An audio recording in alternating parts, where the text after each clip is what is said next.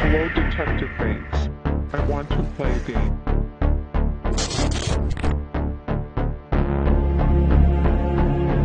You should probably run.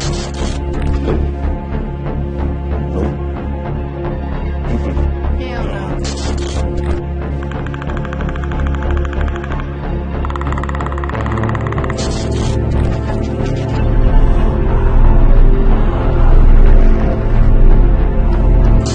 Keep believing, ghosts.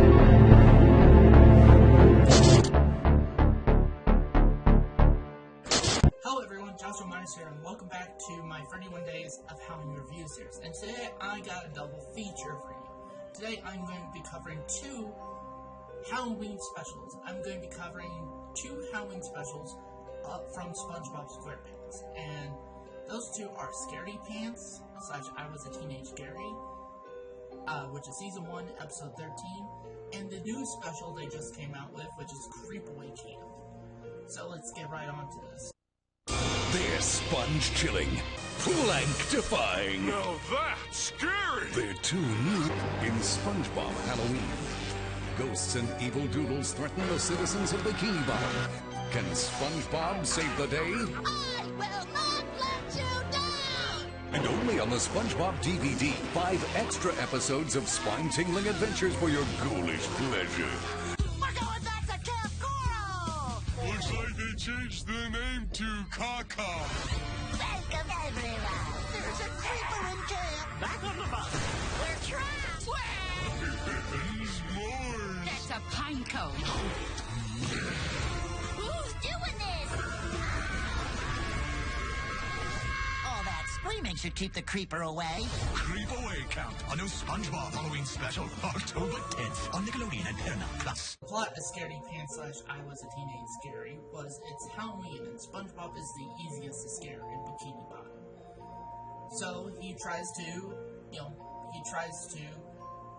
essentially get his revenge, if you will, by scaring the other Bikini Bottomites. Squidward reluctantly agrees to take care of SpongeBob's pet snail, Gary, but then he ends up neglecting Gary's care when SpongeBob's away, and then things go very sideways. Before I like to get on, I'm going to discuss this, like I said, in a different way, because it's a special. In fact, I'm talking about a couple specials here. Talking about, again, the first ever SpongeBob Halloween special. It was released in 1999, Season 1, Episode 13. I'm talking about both episodes there was here. The Halloween special, which is Scaredy Pants, and then the following episode, which is I Was a Teenage Gary. And then afterwards, I'm going to be discussing my thoughts on the newest Halloween special, Creepaway Camp.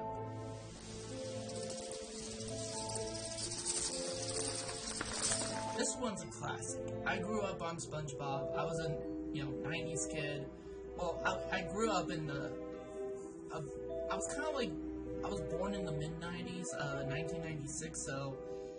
I was kind of like later in 1996, so late 96. So I was around in the 90s for 97, 98, 99. So 3 years in the 90s. I didn't really, I think, get into SpongeBob until the early 2000s, and I remember being such a huge SpongeBob fan. I still like SpongeBob, especially the older stuff. The newer stuff is kind of picked up, actually, but yeah, and this one was, I used to love watching holiday specials. I used to love watching mostly Halloween and Christmas specials, you know? And I used to watch them all the time on, like, Cartoon Network, Nickelodeon. I used to love that stuff growing up. Even stuff like It's a Great Pumpkin, Charlie Brown, stuff like that. I grew up on that stuff. So, me and my brother ended up watching both these specials last night. It was of his suggestion. So, yeah, and honestly, in regards to the very first SpongeBob Halloween special, in fact, this was the first holiday special SpongeBob ever did, and I would say they nailed it out the park with the first special they did, like first holiday special. It very much has, like, you know, kind of like what you would feel as a child of what Halloween should feel like, you know, very eerie, very spooky, kind of like cold atmosphere. And then, you know, just a bunch of people dressing up, you know, in scary and or funny costumes and everything like that. And, you know, people trying to play pranks on each other, you know, trick-or-treating, throwing Halloween parties, all that stuff. All the stuff that us as kids, and even, you know, for those at home who have kids, probably think of when they think of Halloween, you know, and it's a very good atmosphere-wise. Also, too, I think for the most part, the acting, and this is season 1, mind you, this is still very early. Like, SpongeBob is still a relatively new cartoon. I don't think SpongeBob at this point was even considered a cartoon legend, like a legendary cartoon character at this point, or a franchise, you know? It was just a new animated series at the time. And this is the 13th episode. So very early in SpongeBob's run. And again, they managed to pull off a lot well. Now, also too, I think the actors do a fantastic job. Like, you get Tom Kenny, who voices SpongeBob. He also voices other characters. He voices, like, Gary the Snail, SpongeBob's pet, you know, and some other characters. You get Roger Bumpass, who voiced Squidward, and again, among other characters.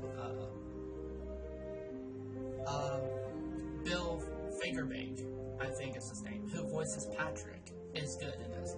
Clancy Brown, Mr. Krabs. Caroline Lawrence, who voices Sandy. All these actors do a really good job in these roles, and even with some of the recent stuff I've seen, they still do a good job in these roles all these years later. So again, it's like, and then also too, the animation, while kind of seeming a bit low budget at times, especially compared to the later seasons, like, I think starting around season 4 is when the animation started getting really good, especially. But the animation, this is still pretty solid animation, especially with probably the budget they had, and the time they had to pump all these out. So, and again, it's just overall, the first Halloween special has this kind of like, would be, I would say, one of the go-to Halloween specials for me. So, I highly recommend it. Now, in regards to the other episode, I Was a Teenage Gary,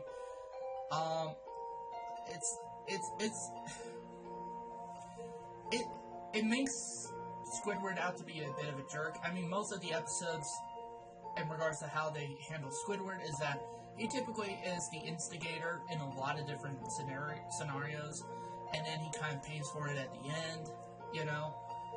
That's kind of how it typically goes in a lot of cases, but in this, it's like, he was kind of a piece of crap to Gary in regards to just not really taking any care of him in that, and then it's like, but then things really backfire off the, like, and you get some serious, like, kind of terrifying stuff, even for a kid's special. Like, you get some body horror stuff, people transforming into other things. It kind of reminded me of films like American Werewolf in London and stuff like that. And yeah, it's kind of terrifying. Again, for a kid's special, it's not going to terrify adults. I don't think it's not going to really terrify adults, but especially for a kid, I can maybe see this terrifying kids, you know. And then again, the payoff is pretty funny. It's pretty funny at the end. And again, I'm not going to spoil anything in any of these specials. This is just my overall thoughts on these.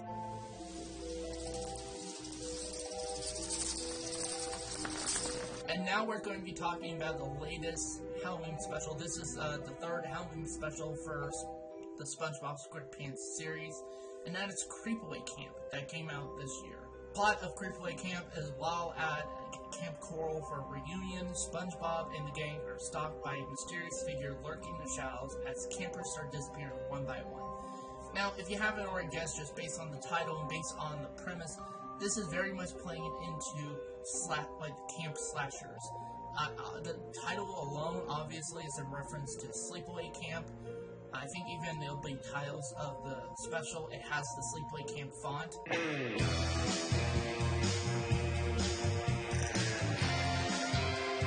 But instead of like red blood dripping down, it has like green ooze. So it's very much Sleepaway Camp.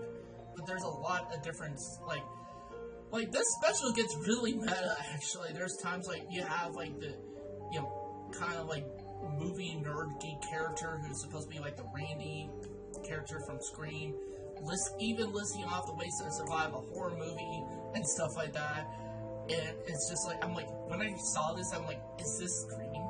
Is this trying to be Scream but for SpongeBob? And I was just like, and honestly, I will admit, some of the imagery and suggestive themes they got away with this special, I was legitimately surprised by it, with certain jokes, certain like cutaways and stuff like that. I was legit surprised with what they were able to get away with this, and it just had me laughing. It just had me laughing and just kind of shocked, actually.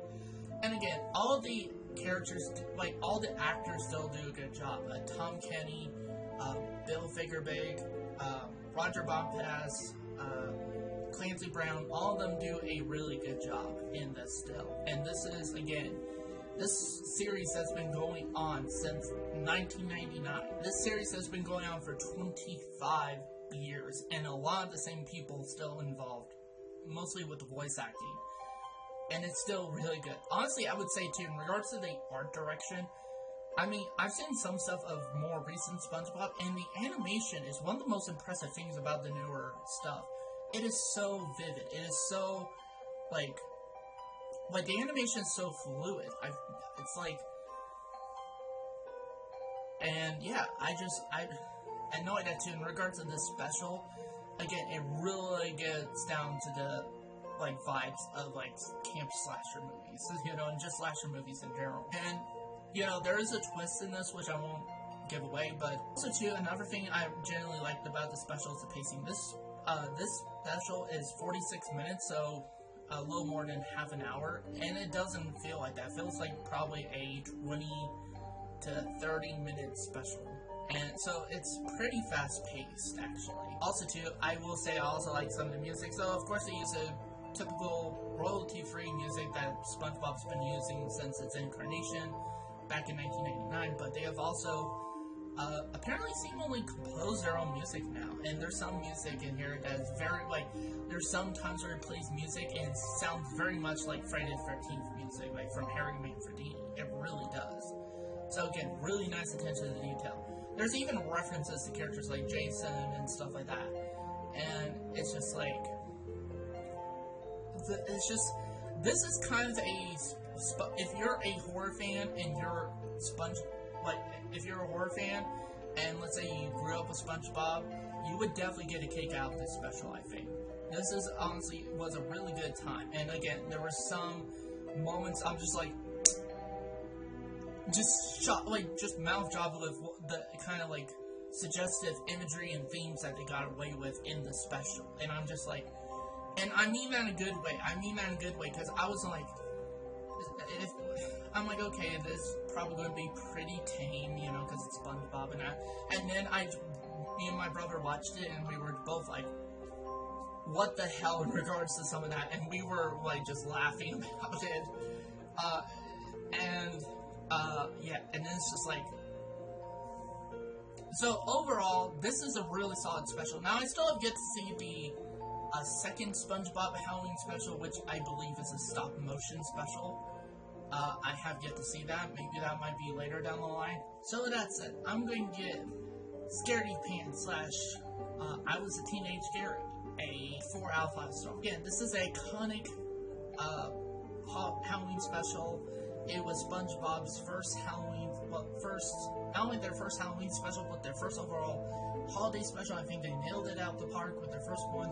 And with that said, I'm going to give Creepaway Camp, I think I'm going to give it a solid 5 out of 5. Honestly, I personally, look, as a horror fan, I think Creepaway Camp gives more of what I'm looking for, especially around Halloween and that, than the first Halloween special. But both are really solid specials, and I recommend you guys check them out if you guys haven't seen them. Both and all of SpongeBob is streaming on Paramount Plus, so if you have a Paramount Plus subscription, you would be able to check them out. So that's it for this review. Thank you guys for watching, and see you next time.